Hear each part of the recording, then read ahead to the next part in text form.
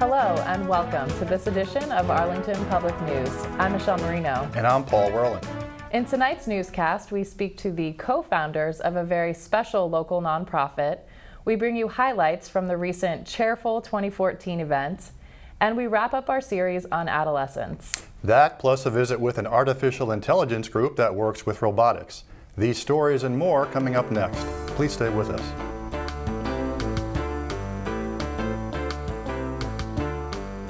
At the June 2nd meeting of the Redevelopment Board, Verizon requested a special permit to install an antenna on the roof of a local business.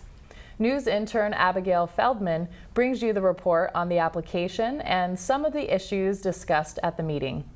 I'm going to call to order the meeting of the Arlington Redevelopment Board. Members of the Arlington Redevelopment Board this fall will resume months of discussion on an installation proposal. At a June 2nd meeting, Verizon Wireless, represented by attorney Dan Klasnick, requested permission to locate a wireless telecommunications facility on the roof of the Greater Boston Motorsports building. While board members found no fault in Verizon's application, many were concerned about Greater Boston Motorsports' history of ordinance violations going back to 1985.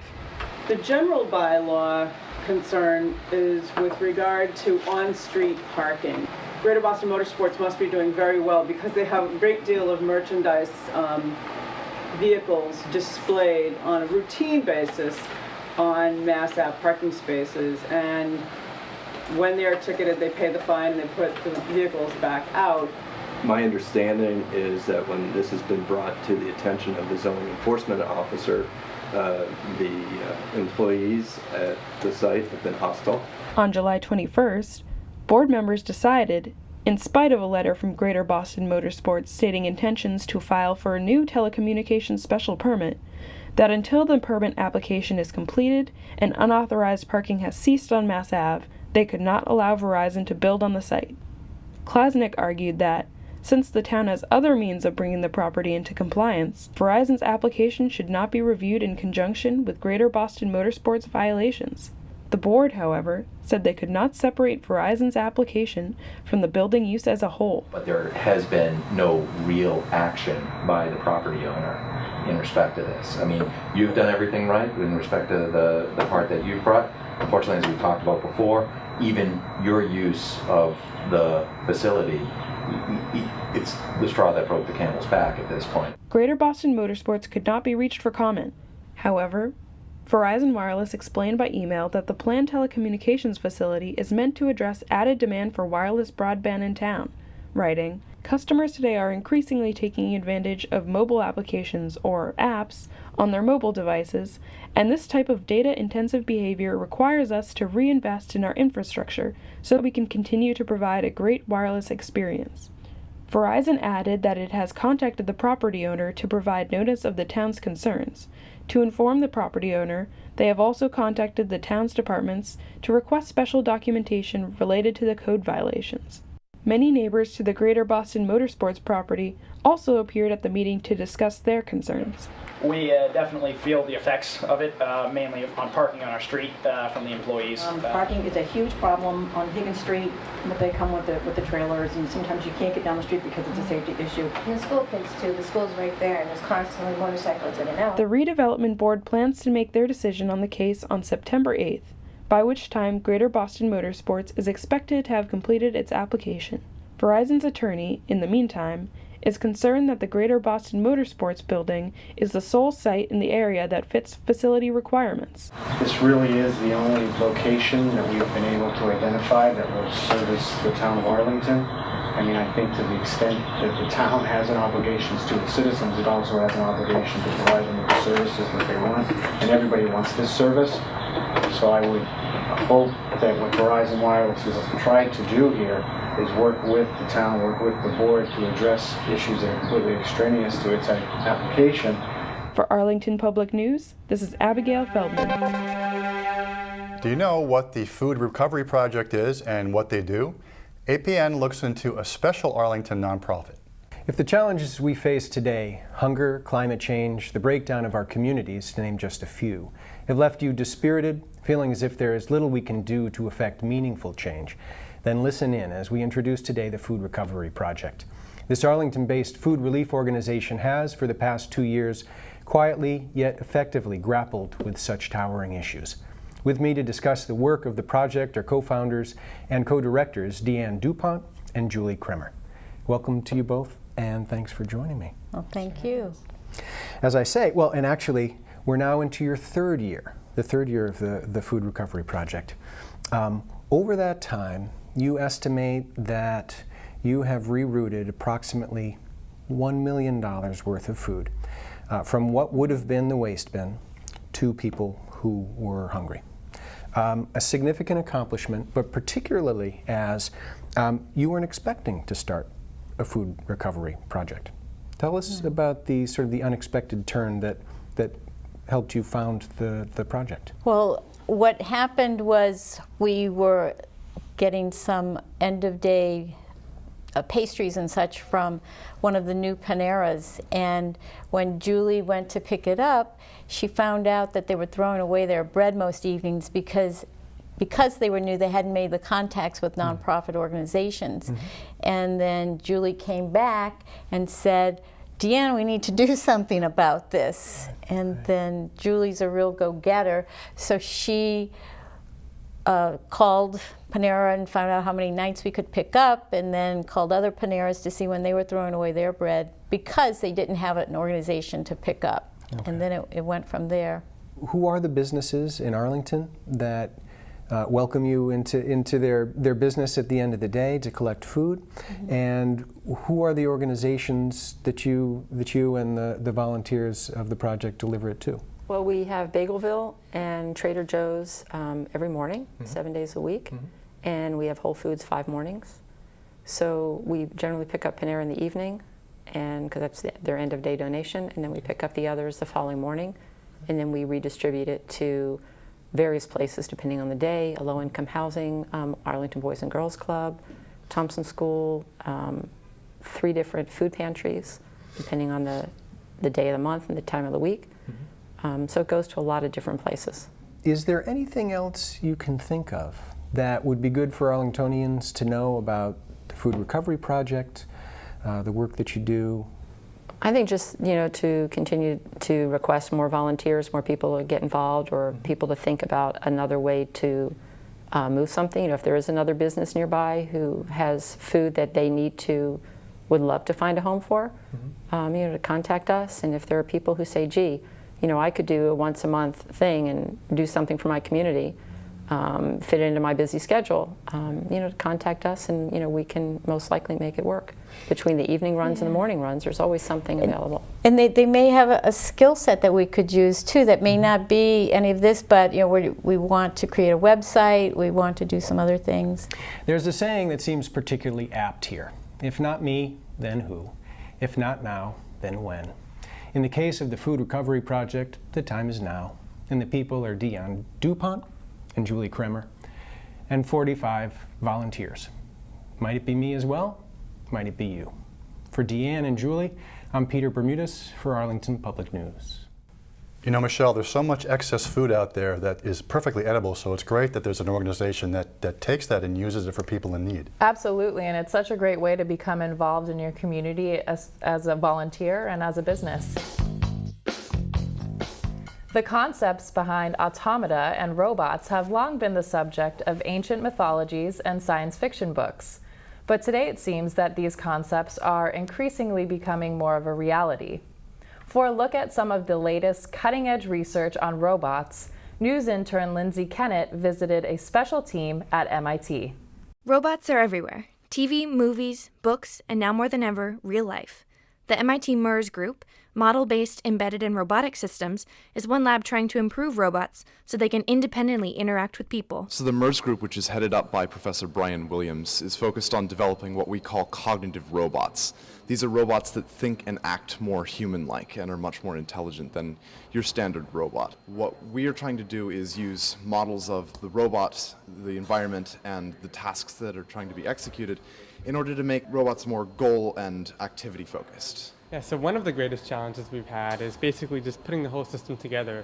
Since there's so many different moving parts, we have robots, we have sensors, we have multiple layers of software So for the whole system to work together, all of those pieces need to work together. And it's hard to find bugs and all these different layers that are all moving around and interacting with each other. Baxter, a robot designed and built by Barrett Technology, weighs 165 pounds and costs $25,000. The MERS group then takes the physical robot and creates the programs that bring it to life. It's a cross-cutting group. We've got mechanical engineers, we've got computer scientists, we've got aeroastro engineers, and we're all working on different pieces of this large framework. So it's a combination of sensing and planning and task execution, that sort of thing. The WAM arms weigh 80 to 100 pounds, and at a cost of $250,000 each, they don't come cheap. But they offer much more dexterity, flexibility, and movement. But the WAM arm is actually designed mechanically to be even though it's big and heavy and it can be very strong, it's sort of designed to be more friendly towards people, so you can work with people. There are almost no gears inside this entire robot, no gears, so it's all these cables moving on these these barrels right here. And the advantage to that is that there's very little backlash, and the system is very backdrivable, which is allowing me to do what I'm doing right now. Fiction and nonfiction authors express their concerns about developments in robotics. Some have more realistic concerns, like in Sherry Turkle's book Alone Together, which discusses the effects that advanced technology has on human interaction. Other ideas are more radical, including science fiction author Isaac Asimov's 3 Laws of Robotics, created to protect humans from fully cognitive robots. So I think a lot of people might be concerned about safety for themselves and their pets and their children if they had a robot like this around the house. There's all those videos of like Roombas scaring cats and that kind of thing, and it's something new and different. But I think with the increases in sensing and the increases in motion planning and that kind of thing, that they are becoming safer and safer to work with around humans. There's also the more sci-fi type concern that people would have, which is these robots becoming vastly more intelligent than ourselves, but I just don't think that's a realistic scenario. As for the future, the MERS group has many hopes for the potential of these robots. Once you get robots costing about the same as the car, maybe people will start to buy them for their homes. One of the biggest limiting things is the software, however, for that. Like, robots are just not currently intelligent enough to robustly interact with people and humans. So that's one thing we're trying to, make a dent in here. We do research, so there's not really an end point to our stuff. There's always more things to do. There's always more knowledge to attempt to bring into the real world. On a particular project, we basically say, okay, we've demonstrated it, we've published a paper on it, we've talked at conferences about it. Okay, that's good. Now what can we do next? I'm Lindsay Kennett with Arlington Public News. Next, we bring you the third and last part to the Gender Discrimination in the Workforce series. Part 3 focuses on women executives and some of their dilemmas they face on their path to the top. Women executives are few and far between. Only 4.8% of Fortune 500 companies have women CEOs. Only 16.9% of Fortune 500 board seats are held by women in 2014. This lack of women executives can be attributed to many causes, such as the maternal wall and the unconscious biases of their peers. One of the largest reasons for the lack of female executives is the continual dilemma between being liked and respected. Women who reach the top will be accomplished, but not fully accepted or liked, making the journey to the top much less desirable. In her TED Talk, Sheryl Sandberg spoke about how success and likability are negatively correlated for women, yet positively correlated for men. Because what the data shows above all else is one thing, which is that success and likability are positively correlated for men and negatively correlated for women. And everyone's nodding because we all know this to be true. There's a famous Harvard Business School study on a woman named Heidi Roizen, and she's an operator in a in a company in Silicon Valley, and she uses her contacts to become a very successful venture capitalist. In 2002, not so long ago, a professor who was then at Columbia University took that case and made it Heidi Roizen. And he gave that case out, both of them, to 2 groups of students.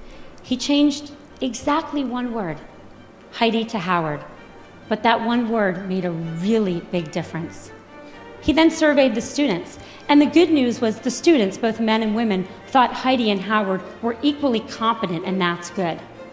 The bad news was that everyone liked Howard. He's a great guy. You want to work for him. You want to spend the day fishing with him. But Heidi, not so sure. She's a little out for herself. She's a little political. You're not sure you'd want to work for her. This is the complication. In this way, women executives are experiencing a double bind. where their actions are constantly seen through a negative glass, without any better option. If they act firm, their actions are perceived as bossy, yet if they act more leniently, they are deemed too soft for leadership. Data shows that women who, in fact, behave in an assertive, self-promoting way tend to be regarded very negatively in the workplace by their male colleagues as being pushy and aggressive rather than ambitious and hardworking. And so women are sort of in a double bind, right? If they live up to the female stereotypes, they're less likely to get promoted compared to their male counterparts. And if they, in fact, take on the same kinds of assertive, aggressive characteristics that their male counterparts do, co-workers do, they're regarded as being very unpleasant and overly aggressive. The future for women in the workforce is brightening every day, with the support of new companies and organizations, such as Equal Pay Negotiations and Boston's 100% Talent Initiative. All women in the workforce need now is the open-mindedness of society, allowing them to be both successful and liked.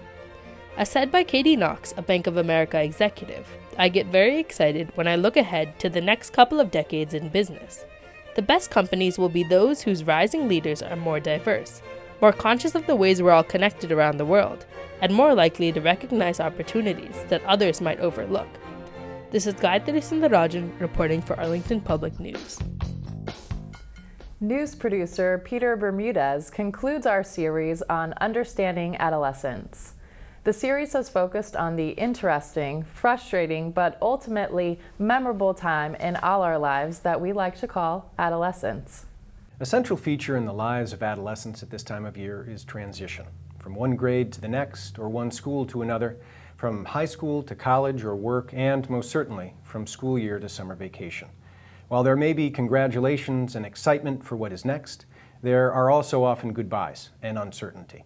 Helping me explore the complexities of such transitions are licensed social worker Laura Stamboni and psychologist Douglas Katz from Arlington Youth Counseling Center. Welcome to you both, and thanks for joining me. Thank you. Thanks for having me. Summer vacation, how can we help them adjust to that amorphous summertime? Well, I would say the first thing is it's okay to still have some loose structure. Some structure, some scheduling, but have some variability within it. So, for instance, day camp is one thing, is that there is a structure there for, especially middle schoolers would be going to a day camp.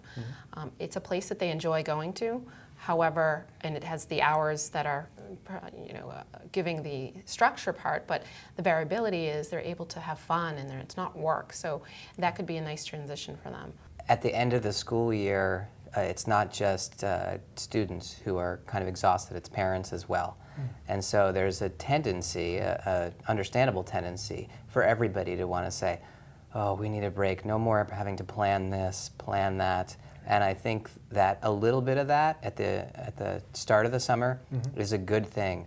But then I think before too long, you want to get back to some regularity, some routine, so that the kids have that predictability. It might be especially important in a way because, as you say, the loose, unstructured time, while a welcome relief, can come with its own anxieties. We're heading into summer and some more spaciousness in terms of timing, if only through our kids' lives and their experience of summer vacation. But we feel those stresses. What can we do that is helpful to us? Even as a parent, if your parents are still around, kind of talking about the old days and what they went through. And I think just also, I'm sure this has probably been discussed on previous segments, you have to have faith, that everybody's going to come through this okay, and it's a mess. And sometimes it feels like, how is that possibly going to happen? This marks the last in our 6-part series on parenting the adolescents. We're aware that it's a whole lot easier to say it than to do it, but we hope that you found this of use nonetheless. We've posted further resources and welcome your comments at the APN website. I'd like to thank John Williams and Andrea Rossi for their previous contributions to the series, as well as today's guests. For Doug Katz and Laura Stamboni, I'm Peter Bermudez for Arlington Public News. Cheerful Where You Sit, an event that raises money to fund public art, took place on July 18th through July 20th at the Dallin Museum. The event showed almost 100 chairs from artists of all ages who restored, reinvented, and recycled them. APN attended Cheerful 2014 and brings you this report. I'd like to welcome everyone to Cheerful Where You Sit. I think more than anything else, what public art does is it brings a community together. I have seen people from all different areas of town, from outside of Arlington, just meeting here and talking about the chairs together, and I think that's what it's all about. It came out of needing to raise the rest of the money to pay for the Spy Pond mural, which is now up on the Boys and Girls Club. I just had a flash. Cheerful Where You Sit. Artists will take throwaway chairs and paint them up and will sell them as a donation. Wow, what a great way to involve the community in a public art project, inviting all the artists to decorate chairs. A great way to recycle chairs that are just sitting in people's basements and in their attics. So we're putting lots of chairs back in business. I think that the chairs keep getting more creative. I think what happens is people come to the event and they see great chairs and they get ideas, they get inspired. Well, I think it's really fun, and some of them, like the Game of Thrones chair, is really very clever. Steph said something about Game of Thrones, and then just all of a sudden we both kind of said Throne of Games. We painted it and collected the different game pieces and put them on the chair. And then on the stool, we built a little box here so that we could put parts in so that kids could go and put the game pieces there. And then we added the timer here so it could be interactive. The chairs are pretty impressive. There's a Tetris chair for those who grew up in the 90s. There's so many different chairs that have different themes, whether it be around games or movies or other public art displays or civil rights, politics, patriotic chairs. There's really a chair for everybody. I think they're very interesting. There's many different varieties, and it varies from like size and color and shape, and they're very cool. Families get involved in making chairs. So you have kids who are possibly as young as 5, all the way up to people well into their 70s and 80s. I thought it might be fun, and because my mom was making one. Yeah, we brought it in. It's an old bench that was out in the side yard probably for the last 15 years. Sierra helped clean it off, and that was a lot of the work. I thought they looked good. They're bright and pretty, and it makes it look cheerful. Cheerful for cheerful. My thought was like the chair is something that's in our homes, in the living room, and when someone visits, that's when people come in. Yep. And I kind of wanted to tie it to the sort of sentiment in India, which is taking care of your guests. And so I chose the words Atithi Devo Bhava, which is Sanskrit, and it kind of means basically treat them very special. They come in, give them nice offerings. And so that kind of was where I took off from. I think this is a wonderful event. It's a very exciting event. It clearly brings the community together, brings people out from across town, get to interact with one another, and see the great work and great talent that people in Arlington have. So again, thank you very much, and I look forward to next year's event. Up next, our in-house movie critic, Chris DeBenedictis, reviews recent releases. Hey, I'm back, and I saw a few movies while I was gone. Here's what I think of this summer's latest offerings. Transformers: Age of Extinction. No. Just no. Snowpiercer, an odd, bleak look at a potential ice age that wipes out humanity and forces the remaining population onto a non-stop train ride around the globe. One of the more zany films I've seen this summer. Definitely check it out. Dawn of the Planet of the Apes. Yet another sequel, but in a summer full of great sequels, Dawn stands above the rest. Intelligent, visceral, and engaging. This is a summer blockbuster that fires on all cylinders. A must-watch. Boyhood, a 12-year-long project, comes to a close and brings to the screen one of the most unique, poignant, and beautiful films of the millennium. This will be a frontrunner at the Oscars and is definitely a movie you should see. Last, but definitely not least, Guardians of the Galaxy. This is my favorite film of the summer. Marvel's latest is simultaneously action-packed, crazy, ambitious, and hilarious. Go check it out. You will be cracking up the whole time. So that's it. There have been some solid flicks this summer. Look for extended reviews of Boyhood and Guardians, my two favorites, early next week. This has been Christy Benedictus with Arlington Public News. We want to thank Flora Restaurant for sponsoring APN's Photo of the Month contest. Flora donated a $100 gift card for the winner. Thank you. Flora Restaurant is one of Arlington's most favored restaurants. With a mission statement like heartfelt foods cooked with a focus on nourishment and sensual pleasure, Flora Restaurant always offers fresh new choices. Owner Mary Jo Sargent gave us the personal tour. Well, we call it American Seasonal. We have a limited menu. It's pretty straightforward, and we like to keep it simple, but using good quality products, very flavorful. So the food tastes very good and it feels very good. In 1995, after working in several restaurants and opening restaurants and learning kind of the behind-the-scenes how-to, we felt we were ready. In 1995, Arlington had passed beer and wine licenses, so we knew it was a viable location, and we knew of the bank building being available. So we just put one foot in front of the other, and 19 years later, we're still here. I always liken running this restaurant like sailing a boat. You don't know what the weather will be. Sometimes you have calm seas, sometimes you have stormy seas, so it's kind of like that. When asked about her favorite part of Arlington, Mary Jo had no hesitation. The people. A lot of them have become friends, and it makes it pleasurable to come to work. It's not just a transient community. It feels very neighborhoody and committed to the community as well. Flora is located on 190 Mass Ave in East Arlington. Be sure to stop by, enjoy the ambiance, savor great food, and support local business. And now we announce the winners of our Photo of the Month contest. This month's theme was Your Kids Enjoying Summer. We had great submissions and it was really tough to choose a winner among them. Our second runner-up went to Three Kids on Tire Swing by Kristen Tarabelsi. First runner-up went to Girl with Bubble from Morgan Cummings. And our winner this month is Binocular Kids, submitted by Lee DiLorenzo. Congratulations and thank you for all of the submissions. What a great time to feature photos of kids. I know when I was a kid, summer was always my favorite time of year. No school, right? So. Absolutely, absolutely. There's some great submissions, and congratulations to all the winners. Congratulations. Also, Paul, some interesting news.